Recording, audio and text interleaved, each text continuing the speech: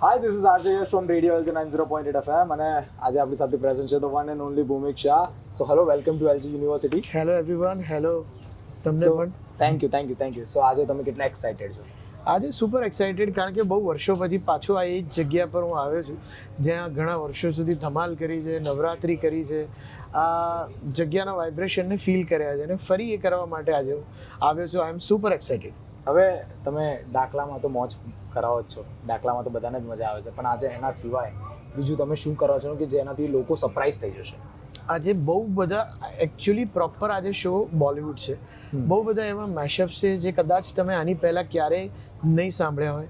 Combinations એવા છે કે જે કદાચ રેર છે, અત્યાર સુધી ક્યારેય આ એનર્જી તમે ફીલ નહીં કરી હોય જે આજે તમે કરવાના છો. અને ઓલમોસ્ટ બધા જ જોનર્સને અમે લોકો ટાર્ગેટ કરી રહ્યા છે અને ક્લિયર કરવા માંગીએ છીએ કે ક્રાઉડને દરેક પ્રકારનો એક્સપિરિયન્સ. પણ હા, પાવર પેક પરફોર્મન્સ છે, કંઈક અલગ છે અને આજે કંઈક અલગ ક્રિએટ બી કરવાનું છે આપણે સાથે મળીને. એ શું એ તો એક્ઝેક્ટલી કોન્સેપ્ટમાં જ ખબર પડશે તમને. સ્ટુડન્ટ્સને તમારે કંઈ મેસેજ આપવો હોય કે જે ઘણા બધા LG યુનિવર્સિટીની અંદર ઘણા બધા સ્ટુડન્ટ્સ છે કે જેમને music as a career choose કરવું છે, તો એમને તમે શું કંઈક ટિપ્સ આપવા માંગશો? ટિપ્સ તો આપવા માટે હજુ બહુ નાનો છું, પણ મ્યુઝિકની જર્ની એક એવો એક્સપિરિયન્સ છે ને કે જેમાં એવરી ડે એવરી મોમેન્ટ તમે કંઈક નવું શીખો છો, નવું ગ્રાસ્પ કરો છો, ક્યાંક કંઈક જોયું તો તમે એને અડપ્ટ કઈ રીતે કરી શકો. એટલે તમારા કાન, આંખ બંને ખુલ્લા રાખો અને બને એટલી વસ્તુઓ કોઈ પણ વ્યક્તિ પાસેથી, કોઈ સ્પેસિફિકેશન નથી કે આની પાસેથી જ શીખાય કે આની પાસેથી ના શીખાય.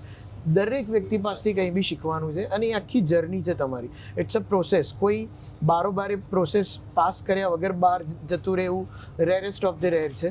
તમને કોઈ બી વ્યક્તિ લાગતું હોય તો એ એની પાછળની એની પ્રોસેસ તો હોય જ છે જે કદાચ આપણને ના ખબર હોય. તો ઇટ્સ અ જર્ની. જે જર્નીને તમારે બહુ જ હાર્ડવર્ક સાથે એન્જોય પણ કરવાની છે, પણ એની સાથે સાથે મેક શ્યોર કરવાનું છે કે તમારું હાર્ડવર્ક ક્યારેય અને ક્યાંય ઓછું ના થાય. હવે તમે પેન ઇન્ડિયા આર્ટિસ્ટ સાથે કોલાબોરેશન્સ કર્યા છે, તમે એ લોકો સાથે મ્યુઝિક ગાયું છે, તો કોઈક એવું આર્ટિસ્ટ કે જેને તમે ઈચ્છો છો પેન ઇન્ડિયા, કે જેને તમે ઈચ્છો છો કે એ આપણા ગુજરાતીમાં ગાય, અથવા તમે જ્યારે ગરબા ગાઓ છો ને તો ત્યારે એની અંદર રેપ કરે અથવા એ એમનું મેજિક યુઝ કરે, તો એવો કોઈ એક આર્ટિસ્ટ છે? બહુ બધા આર્ટિસ્ટ છે કે જેની સાથે એક તો બની જ ના શકે કે તમે એકને સિલેક્ટ કરો. પણ બહુ બધા ફોરેન આર્ટિસ્ટ છે. હું તો ઇન્ડિયન આર્ટિસ્ટ માટે પણ એટલું જ મને તો ઈચ્છા છે કે રફતાર છે કે અરિજીત છે, એમની સાથે કંઈ પણ શેર કરવાનો કે કંઈક કમ્બાઈન એફર્ટ કરવાનો મોકો મળે. બાકી તો રેપમાં તમે કીધું M&M છે, એ સિવાય બી બધા બહુ જ છે. એટલે જ્યારે તમે એ વર્લ્ડમાં જાઓ છો ત્યાં તો એન્ડલેસ છે. કેટલા બધા લોકો છે કે જેના અત્યારે નામ લેવા જઈશ તો કદાચ ટાઈમ ઓછો પડશે. પણ ઈચ્છા દરેકની હોય. એ ઈચ્છાને કયા લેવલ પર કઈ રીતે પૂરી કરી શકાય એના પ્રયત્નમાં જ આખી આ જર્ની જાય છે. અને જેટલું અચીવ કરી શકો એટલું ઓછું. હવે આ સેમ ક્વેશ્ચન મેં ગયા વર્ષે નવરાત્રીમાં રાગભાઈને પૂછ્યો હતો અને એમને પણ રફતારનું નામ આપ્યું. યસ. તો આ રફતાર કેમ બધા રફતારની બી તમે જર્ની જોશો ને તો એક પ્યોર રેપર તરીકે, બહુ જ હાર્ડવર્કિંગ રેપર તરીકે, અને વધારે જે મીટર હોય છે, રેપનું જે મીટર હોય છે ને, એ બધા ઓલમોસ્ટ બધા જ મીટરને જો કોઈ વ્યક્તિ બહુ જ પ્રોપરલી યુઝ કરતું હોય ને તો એ રફતાર છે. થોડું આપણા લોકોની સામે અંડર રેટેડ છે.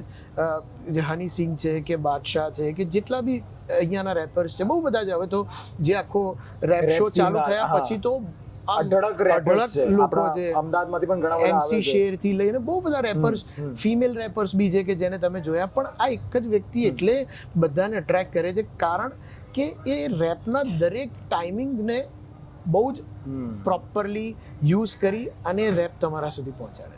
થેન્ક યુ ભૌમિક, બહુ જ મજા આવી. Thank you. પ્લેઝર. અને આજે ધમાલ કરી.